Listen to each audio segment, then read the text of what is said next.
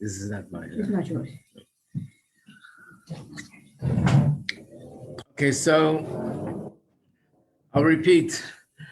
We learned before, explain how is it that in the times of Matan Torah, when the Yidden saw godliness in such a revealed way, the acceptance of Torah was not complete.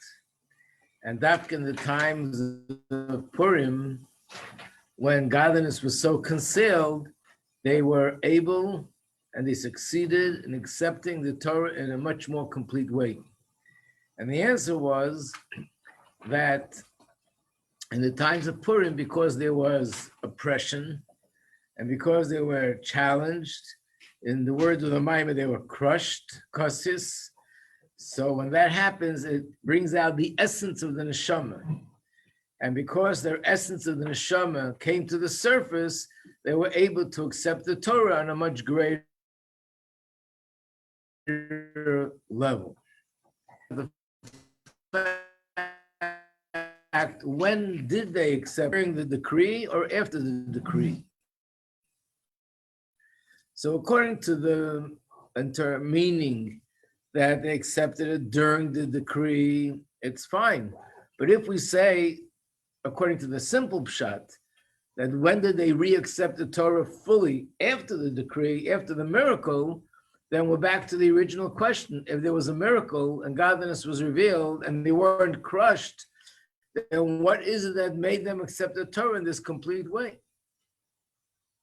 And the Rebbe's answer is that they were crushed before the miracle and they were also crushed after the miracle. The miracle, they were crushed because of oppression. They were being oppressed. They were being threatened and they were being persecuted and they weren't being allowed to do mitzvahs. After the miracle, a time of freedom, and that is the mere fact that they're in Golus crushed them to the core. And because they were crushed from that, that also had the ability to bring out the essence of their neshama. Why were they crushed? So that's what the Rebbe explains, that the deepest desire of all desires, the deepest craving of all cravings, of the essence of the neshama, is one thing, is to be connected to godliness, and that godliness should be revealed.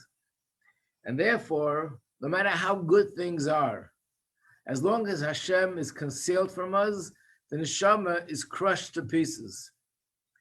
That means even in a time of good and plenty, like it was in the time of Purim, nevertheless, the neshama was crushed. And to this, the Rebbe brings the famous quote from the Alter Rebbe, where the Alter Rebbe said, "It's not your Gan Eden that I want. It's not your Olam Haba that I want. I don't want this level, the other level, the higher level. And this is something which the Alter Rebbe said from time to time when he was in a very deep concentration on his emotional connection to Hashem. This sort of, I remember once at a Fabring, and the Rebbe said, when the Alter Rebbe said these words, I don't want your Gan Eden, he knew what that is. He knew the pleasure that there is on that level.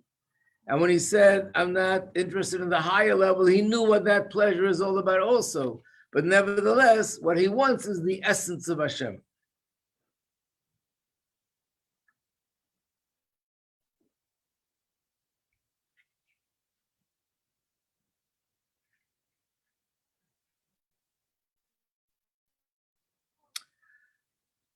There's still a little part that I need to explain, and then we'll continue again on 6869, page 6869.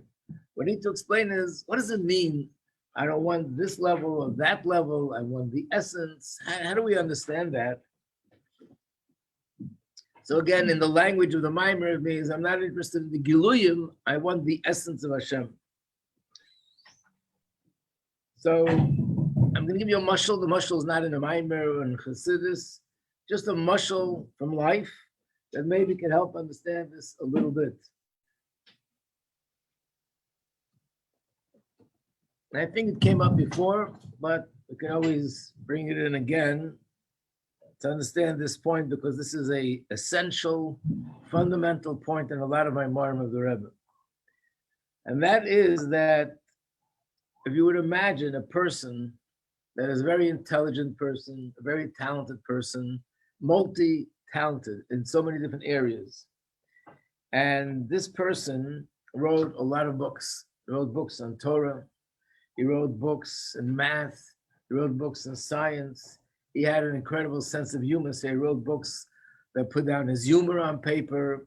And volumes of his wisdom is written down in books. And then one day he went on a trip and unfortunately never returned. And of course, it was a big tragedy. Nobody knew what happened.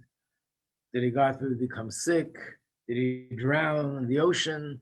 Was he taken captive by pirates? In those days, there was no way of knowing. And it was very tragic. And he left a wife and young, small children. And the wife so much wanted, that connection that she, about how special he was and how amazing he was, tell him things from his books. And as they were growing older, they were learning and studying these books. Studying the books because it was a lot of wisdom, a lot of education, but at the same time, this is how they got to know their father, through the paper, no other way.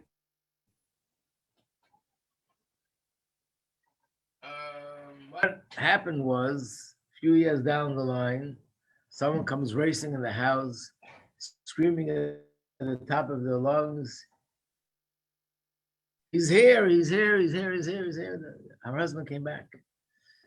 And he just got off the boat. The boat is just coming to shore. So, and really understanding something, really a heavy piece in one of the books, understanding what it really means.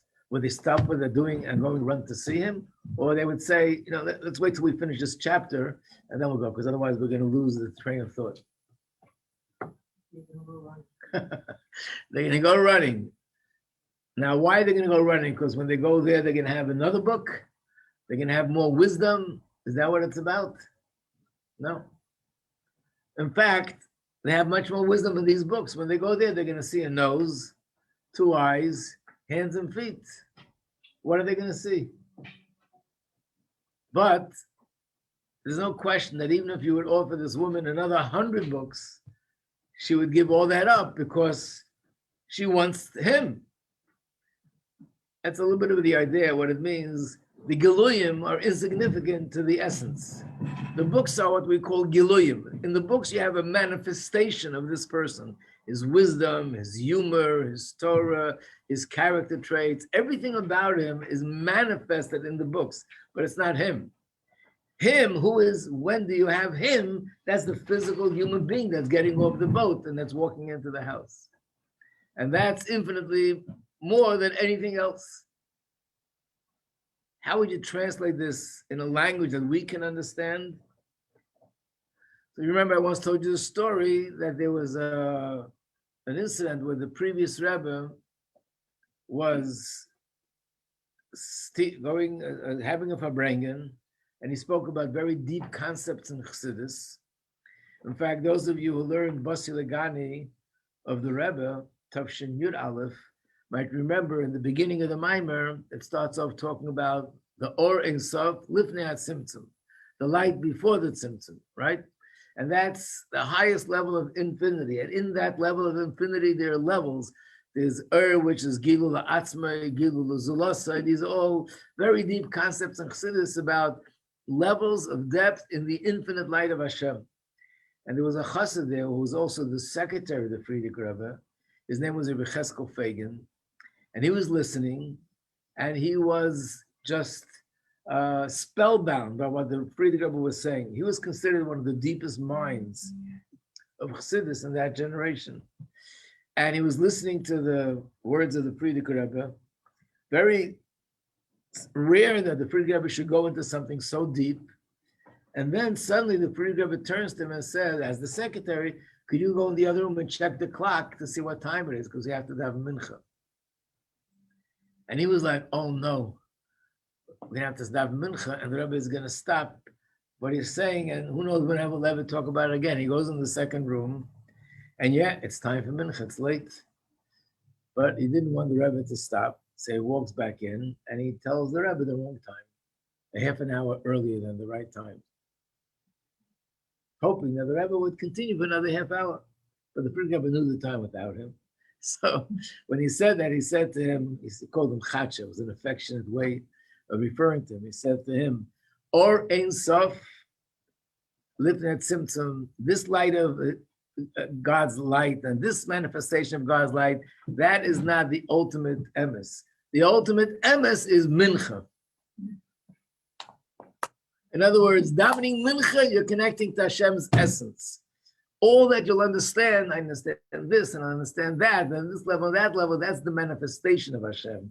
Where can I grasp, where can I embrace Hashem's essence in this physical world? When I daven mincha, when I bench, when I say ashrei, when I put on tefillin, when I light Shabbos candles, when I do a mitzvah physically, that's embracing the essence of Hashem.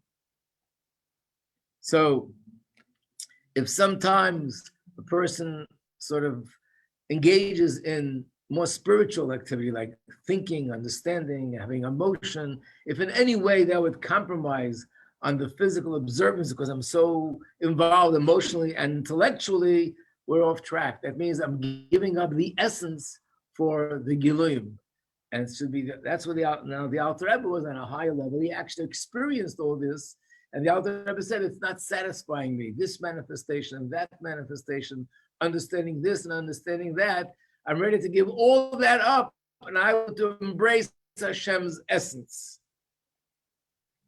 So when we look at the world, even in a time like Purim, and even in a time, in a sense like today, where Baruch Hashem, we could learn, we could daven, there's no concealment on godliness. It's not like Russia, and it's not like Poland, and it's not like things were in the times of Spain, or in the times of Rome, or in the times of Babylon.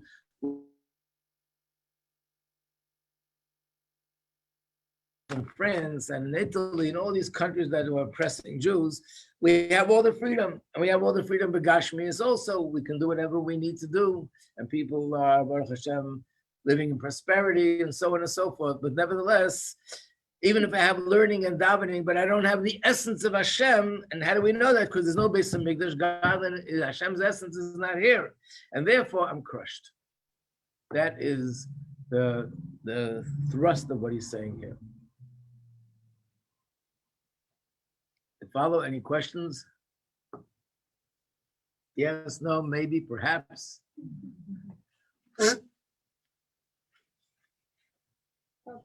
Yeah. Okay. Thank you. Why do we always see that the essence of Hashem is revealed through negative things? Why it needs to be crushed in negative sense where Jews suffered to reveal the essence of Hashem?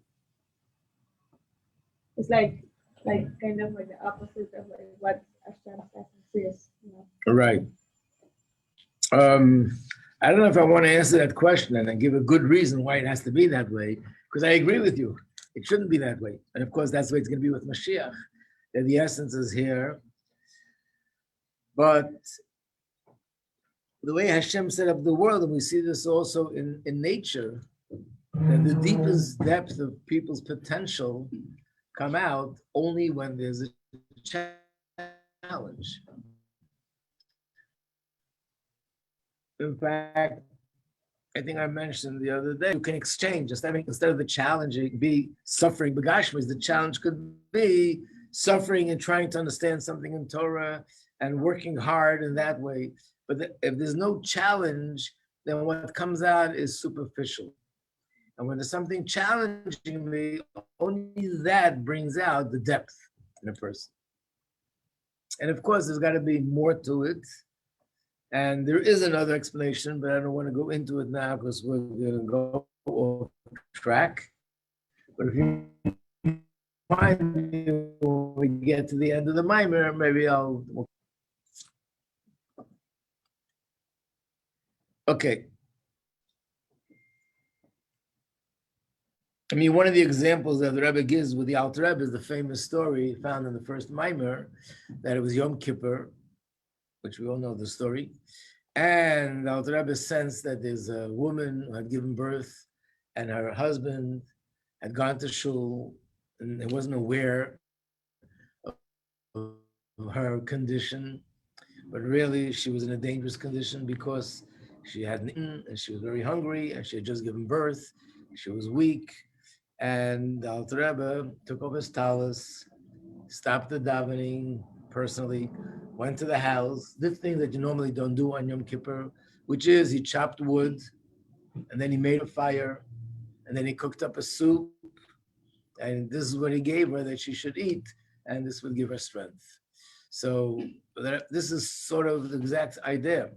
On Yom Kippur, it's the holiest day of the year. You can engage in the deepest, highest levels of bonding with Hashem like no other day, because it's Shabbos, and it's the holiest of all the holiest days of the year. Now, the Rebbe put that aside and said that is a manifestation of Hashem. But to go and save another Jew's life and make another Jew healthy, that is the essence of Hashem. And therefore, he put that aside for this. And the same is with us on many different levels. This is what shlichus is all about to a certain extent.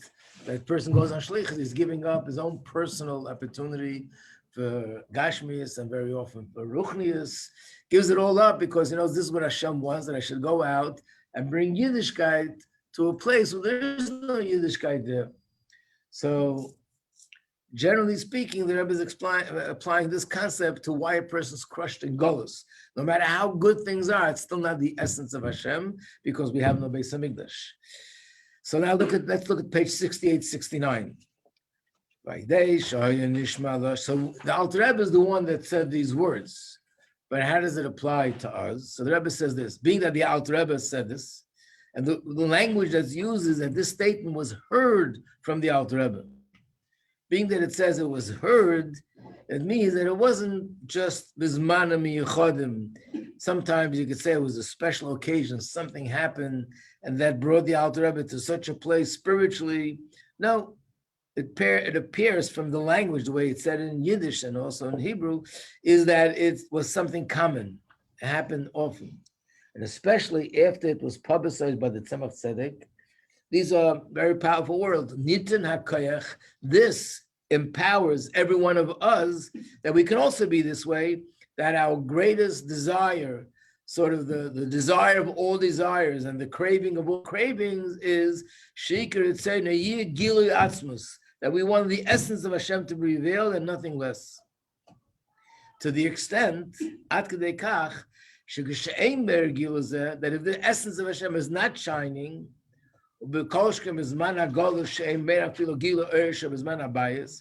especially in the time of Golus, when there's no light at all, it's concealed. It's not even the way it was in the times of Beis Hamikdash. And because of that, we feel kusses. And we ask Hashem 3 times a day, we're begging Hashem that he should come back to Yerushalayim and reveal his essence to us. And this is our cravings, even though there are other good things happening and this godliness being revealed in other ways. But as long as we don't have the essence of Hashem, that person is crushed to the core. Of course, everyone is sitting here and thinking, really? Is that the level that I'm holding? That all I want is godliness revealed? And not only that, even if godliness is revealed, all I want is the essence of godliness to be revealed. I mean, I don't know about everybody sitting here, but not on that level. That's not, I can't say that's my craving as a walk. I mean, I know it should be that way, but is it that way? In this basis, the Rebbe was telling us that was the year that the Rebbe started the campaign, if you want to call it a campaign, to shout out to Hashem with the words Ad Masai. That was the year that the children started the song, we want Mashiach now, we don't want to wait, which is Ad Masai, how long Hashem will you keep us in Golus? Ad Mosai, and the Rebbe would shout Ad Mosai, the Rebbe would sing Ad Mosai, and this is going on for a number of years. Mem Aleph. It started Tishrei time, Sukkot, Simchas Torah, Tovshin Mem Aleph, which in English is 1980. I should say in the secular calendar is 1980. So the answer to this can be explained in a few ways.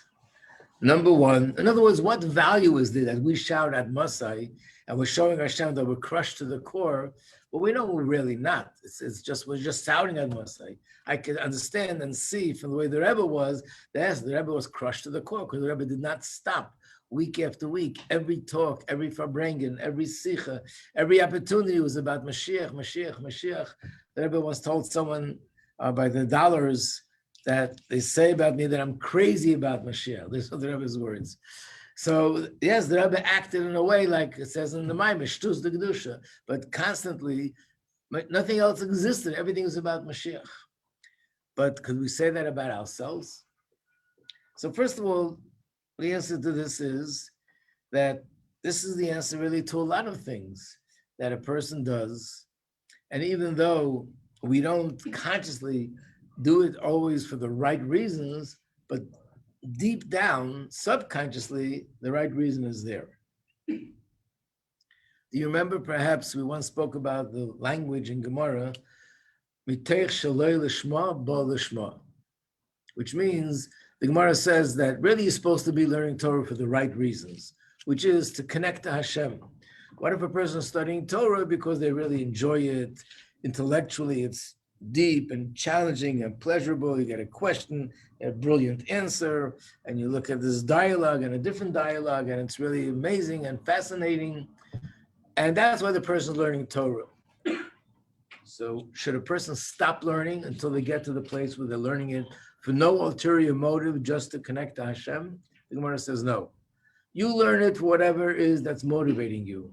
And miteich shalei l'shma, while you're learning Torah for the not sort of purest of reasons, ultimately you'll get to do it for the purest of reasons.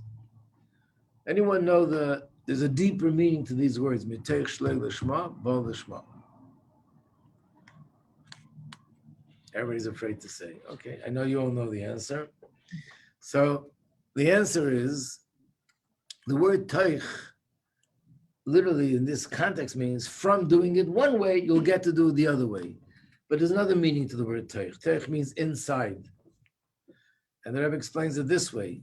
When a person does something shaloi l'shma, not for the purest of reasons.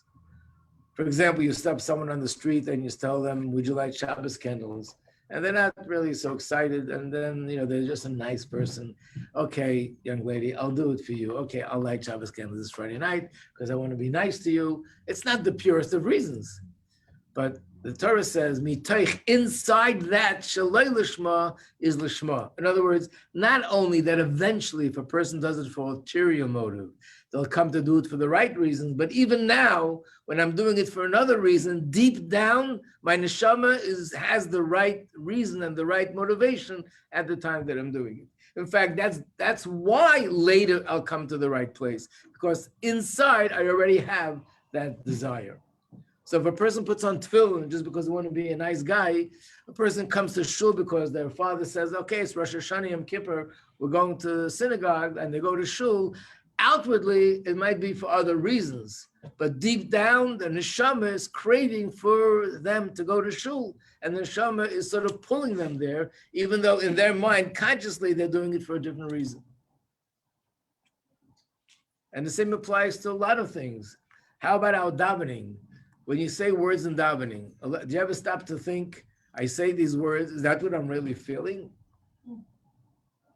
And you say, Hashem, until we're repeating David HaMelech's words, and we're saying, Hashem, I love you, Hashem this, Hashem that, I'm saying it as if it's me, but do I really feel that way? So the answer is, consciously no, but subconsciously, yes, that's what's going on. Whatever it says in Tillim, whatever it says in Torah, whatever is true, is deep down, that is what I'm feeling. And the Torah says, being that I'm feeling that deep down, therefore it's effective and it's acceptable.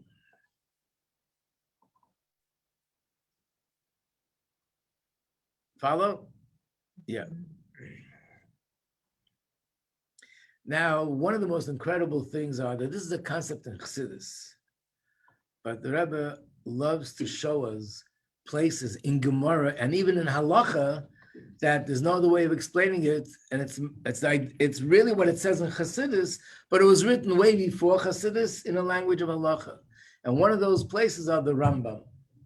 The Rambam writes, there's sometimes a situation where a person is obligated to divorce his wife.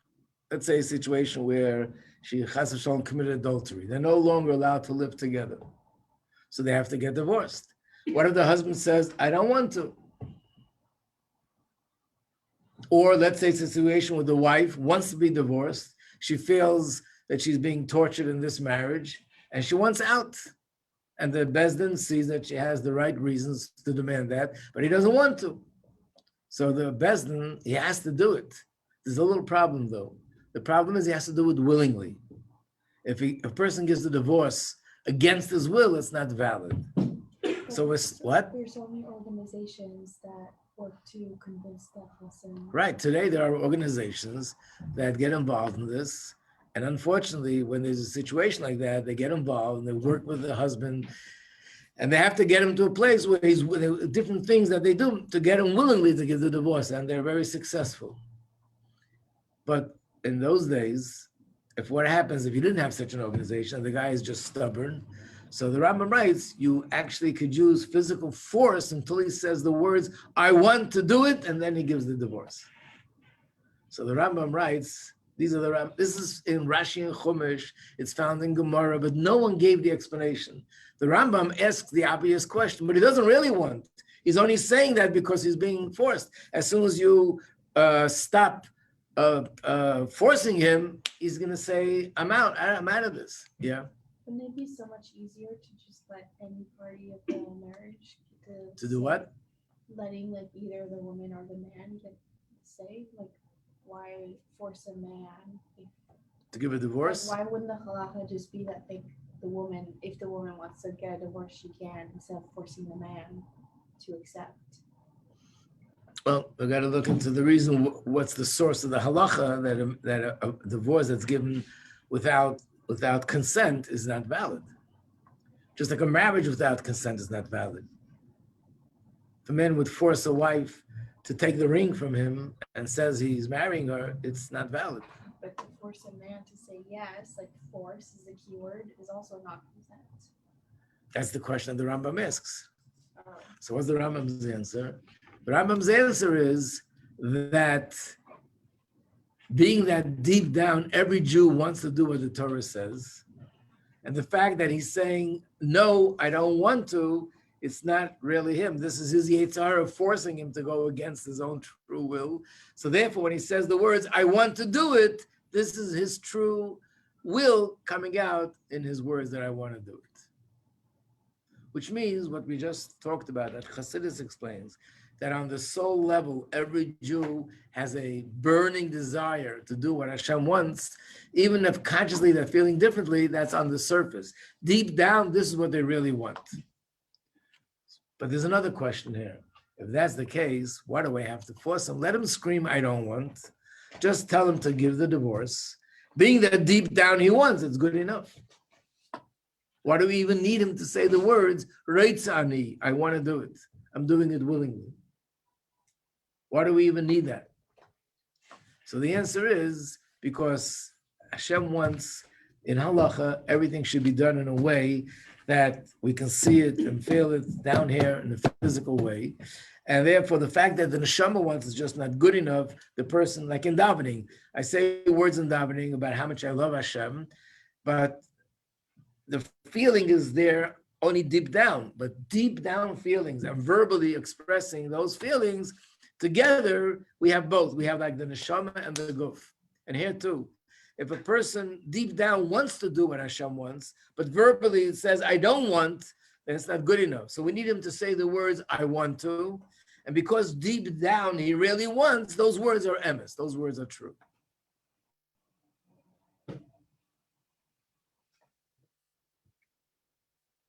I'm trying not to confuse you. Are you following me? Yeah. So same here. If a Jew screams and says it loud and says, Hashem, Ad Mosai, how long are we going to be in Golus? We want to go out of Golus. Outwardly or consciously, I don't really feel that I'm crushed. I'm just speaking that way. But being that deep down, I do feel that way. And verbally, I'm speaking that way. So together, this is expressing to Hashem how much we are crushed. I'm bringing out that deep down desire and craving to go out of Golus. I'm bringing that down verbally by saying the words Ad Mosai.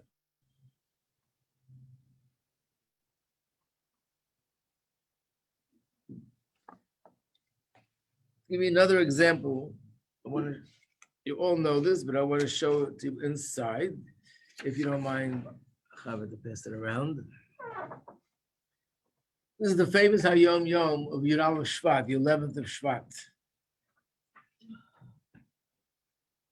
which says the routine day begins with saying Moda Ani. And it says this is said before the washing of the hands, while the hands are impure. And we know the question is, why am I saying a prayer to Hashem with impure hands? And the answer is because I'm not pronouncing Hashem's name, because we don't pronounce Hashem's name, so you're allowed to.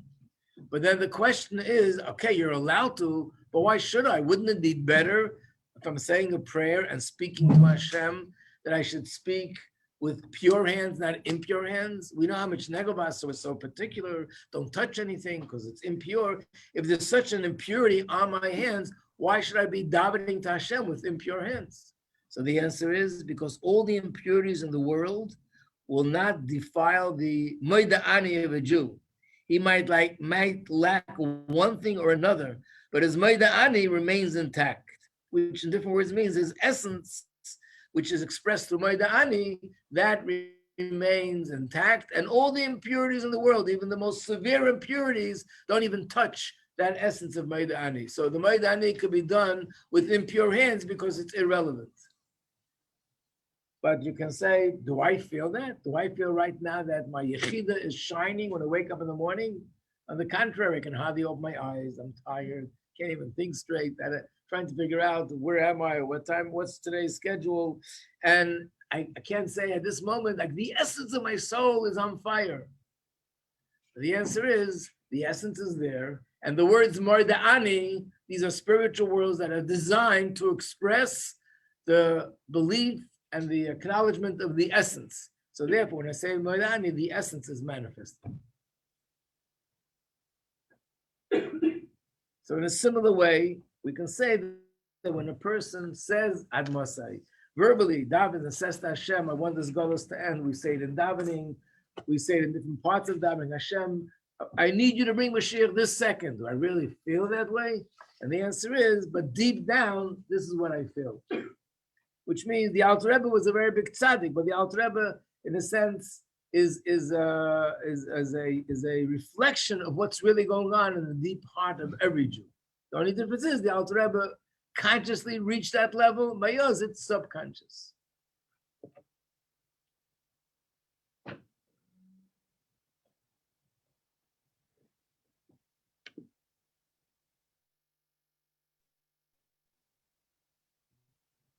Okay, if you understood this, then we'll do one more thing that we can explain.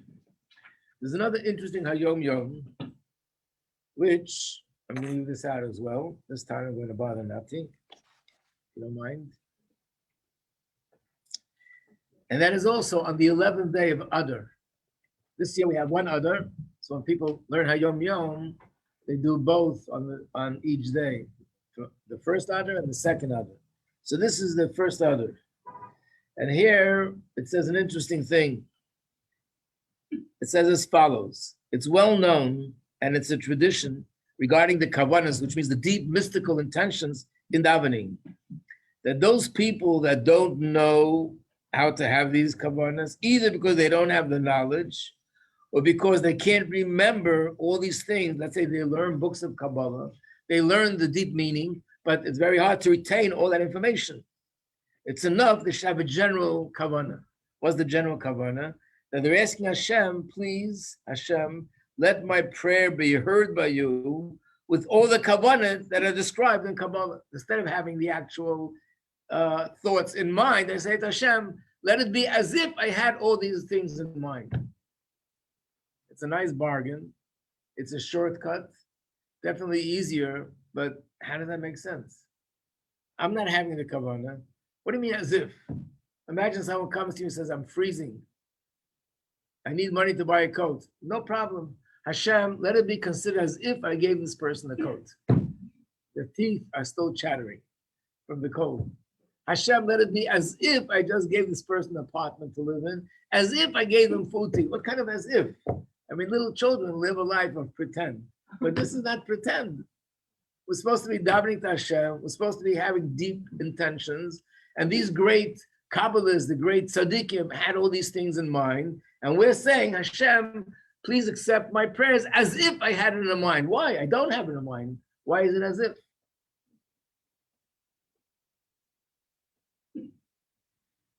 So the answer is that because these tzaddikim who wrote it had it in mind, and there are tzaddikim today that have it in mind, and we're all connected.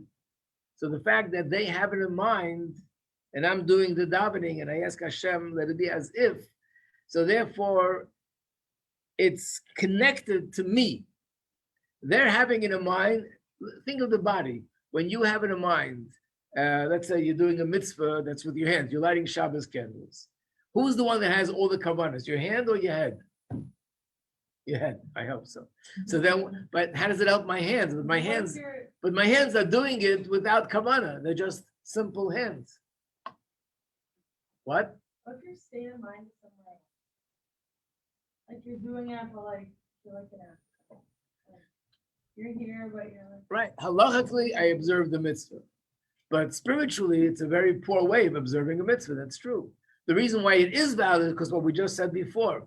Even though my head is in Africa or Honolulu, but deep down, the essence of my neshama is really doing the mitzvah and is on fire while it's doing the mitzvah. Consciously, I'm in the wrong place. But my question is, my hands don't have any kavanah, so why is it worth anything? My head has the kavanah, but this is a mitzvah that my hands are supposed to do. My feet are supposed to do. I'm supposed to do a certain mitzvah with my mouth. My mouth has no kavanah. What would you answer?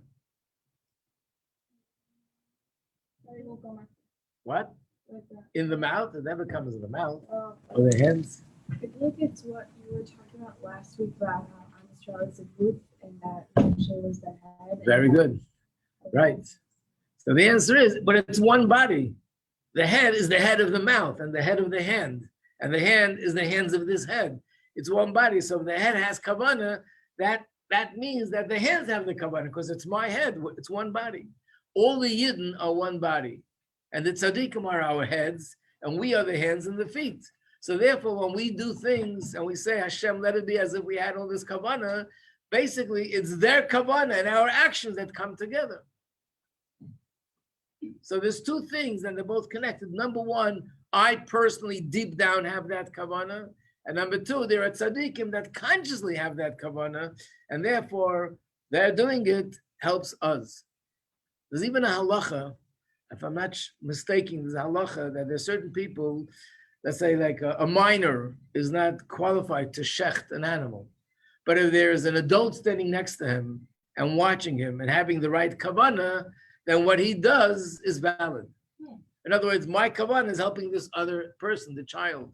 Again, don't paskin any halachas because there's certain details, when, what, where, and how. But in situations where you need a certain kavanah and you say he's not mature enough to have the kavanah of the adult that's observing him helps for the one that's doing it. That what?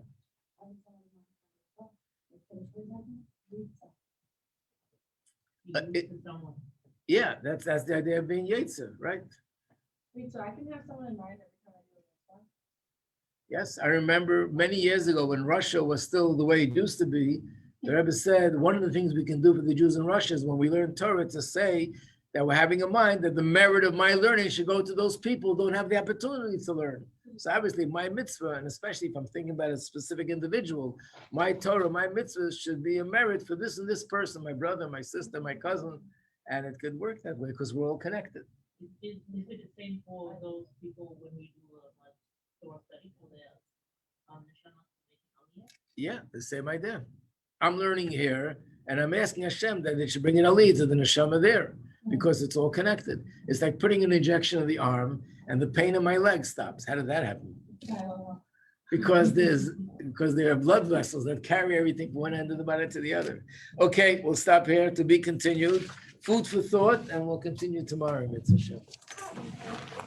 Thank you, Rabbi. You're welcome. Have a great day.